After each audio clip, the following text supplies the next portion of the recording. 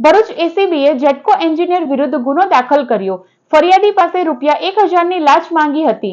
ભરૂચ લાંચ રૂશ્વત વિરોધી bureau એસીબીએ GETCO engineer વિરુદ્ધ લાંચ માંગવાના આરોપસર ગુનો નોંધતા સરકારી તંત્રમાં ચકચાર મચી છે।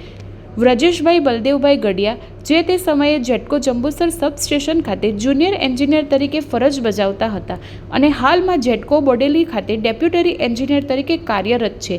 તેમના વિરુદ્ધ ₹1000 લાંચ માંગવાનો આરોપ નોંધાયો છે। ફરિયાદી દ્વારા પોતાની જમીનને બિનખેતીમાં રૂપાંતરિત કરવા માટે કલેક્ટર કચેરીમાં અરજી કરવામાં આવી હતી। આ અરજીનો અભિપ્રાય મેળવવા માટે તે સંબંધિત વીજ વિભાગ સુધી મોકલવામાં આવી હતી, જ્યારથી આરોપી વ્રજેશભાઈ ગડરિયાનો સંપર્ક આપવામાં આવ્યો હતો।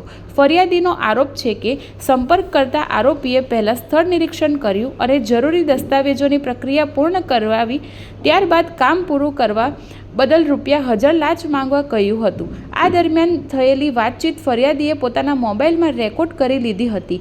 આધારભૂત પુરાવા સાથે ફરિયાદી દ્વારા એસીબી ભરૂચમાં અરજી કરવામાં આવતા ટ્રેપ ગોઠવવામાં આવ્યો હતો, પરંતુ આરોપી સ્થળ પર હાજર ન રહેતા ટ્રેપ નિષ્ફળ રહ્યો હતો। ત્યારબાદ એસીબી દ્વારા તપાસ હાથ ધરવામાં આવી અને નિવેદનો તથા ટેકનિકલ પુરાવાના આધારે આરોપી વિરુદ્ધ ગુનો નોંધવામાં આવ્યો છે।